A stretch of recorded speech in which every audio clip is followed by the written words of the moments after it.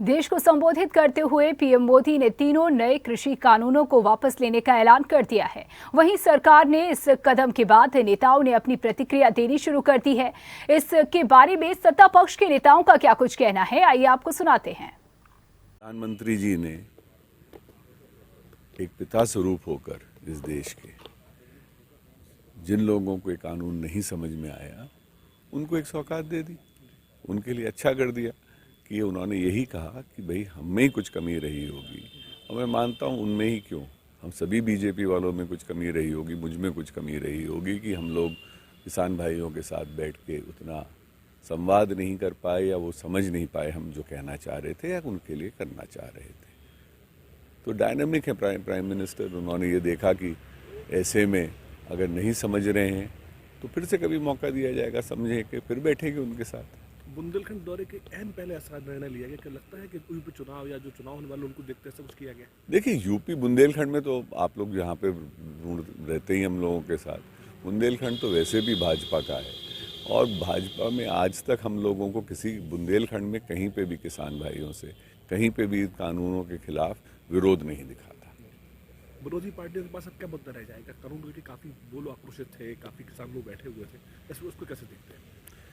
देखिए विरोधियों को तो कोई ना कोई मुद्दा ढूंढने की कोशिश करेंगे ही, वो तो कुछ ना कुछ उठाएंगे, उनका काम ही विरोध करना है, उनका राष्ट्र बनाने का काम नहीं रह गया। वो तो एक व्यक्ति के और एक इशू को लेके बिना बात पे हल्ला मचाते हैं। मैं तो ये भी सरप्राइज नहीं हूँ कि वो आज कह दें कि साहब झांसी में 3000 मेगावाट का 3000 करोड़ का इतना बड़ा सोलर प्लांट आ रहा है, उसको ही विरोध कर दें। वो तो किसी चीज को भी बिना बात में मुद्दा बनाने की कोशिश करेंगे जब कुछ रह ही नहीं गया उनके हाथ। किसानों के हित के लिए काम करने वाले देश के यशस्वी प्रधानमंत्री आदरणीय मोदी जी ने आज तीनों कृषि कानून वापस लेकर करोड़ों करोड़ किसान भाइयों को यह बता दिया है कि हमारी सरकार आपके साथ है। विपक्ष ने नकारात्मक रोल अदा करते हुए कुछ किसान भाइयों को गुमराह कर दिया था। बहुत वार्ता हुई, बहुत चर्चाएं हुई, हमेशा प्रधानमंत्री ने कहा हमारे दरवाजे खुले हैं किसान भाइयों के साथ, किसान संगठनों के साथ में चर्चाएं हुई, लेकिन विपक्ष लगातार कुछ किसान भाइयों को गुमराह करता रहा। कुछ संगठन उसमें उन्होंने अपने बनाकर खड़े किए थे, लेकिन आज प्रधानमंत्री जी जिस बात के लिए जाने जाते हैं, क्योंकि उन्होंने हमेशा किसान कल्याणकारी योजनाएं बनाई है देश के अंदर, किसानों की आमदनी दुगना करना, किसानों को सहायता राशि देना, उनको सम्मान निधि देना, उनकी बीमा योजनाओं को आगे बढ़ाना, ताकि किसी तरह से भी किसान भाई सुरक्षित हो, संपन्न हो। देश के करोड़ों करोड़ किसानों के लिए समर्पित सरकार आज एक निर्णय लेकर उन्होंने साफ कर दिया कि किसान हमारा अन्नदाता है, हम उनके साथ में हैं, सरकार उनके साथ खड़ी है। हम इस फैसले का स्वागत करते हैं। प्रधानमंत्री आदरणीय मोदी जी का धन्यवाद, साधुवाद करते हैं। हाँ देखिए, आदरणीय मोदी जी ने बहुत ही लोगों को ये तोहफा उनकी मर्जी के अनुरूप दिया है। कुछ किसानों को, जैसा मोदी जी ने कहा कि वो समझा नहीं पाए कृषि कानूनों में क्या था क्या नहीं था, ये बातें अब पीछे छूट गई हैं। लेकिन कृषि कानूनों में जैसा सरकार ने बताने का प्रयास भी किया था कि जो 2 गुनी आय 3 गुनी आय जो किसानों की होनी थी, शायद ये सहायक होता। ये बात मोदी जी ने कहा है कि हम समझा नहीं पाए हैं। तो किसान अगर इसका स्वागत कर रहे हैं और किसानों को ये अच्छा लग रहा है और आम लोगों में भी रिएक्शन ये अच्छा है, तो मुझे लगता है कि ये बधाई योग्य है और मोदी जी को बधाई देनी चाहिए, क्योंकि वो देश के हित में ही निर्णय लेते हैं। मोदी जी का कोई भी निर्णय देश के या जनता के अहित में नहीं होता है।